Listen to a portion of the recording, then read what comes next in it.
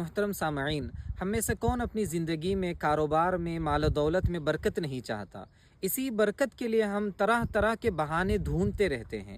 کیا آپ کو معلوم ہے کہ رسول کریم صلی اللہ علیہ وسلم نے 2 عمل ایسے سکھائے ہیں جن پر عمل کرنے سے ہمارے رزق میں برکت ہمیں حاصل ہوتی ہے؟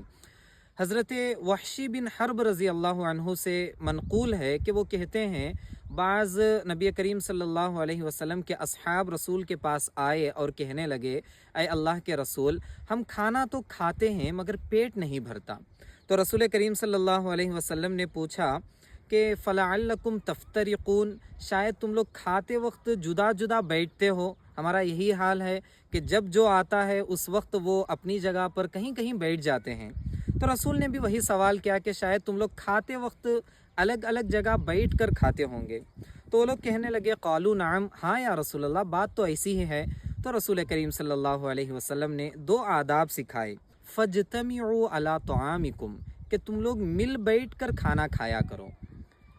گھر میں جتنے لوگ ہیں ایک ساتھ ایک دسترخوان پر مل بیٹھ کر کھانا کھائیں۔ وَاذْكُرُوا اسْمَ اللَّهِ عَلَيْهِ، کہ کھانے سے پہلے اللہ کا نام لے لیا کرو، بسم اللہ وعلی برکت اللہ، یہ کلمات کو ادا کر لیا کرو۔ نتیجہ کیا ہوگا؟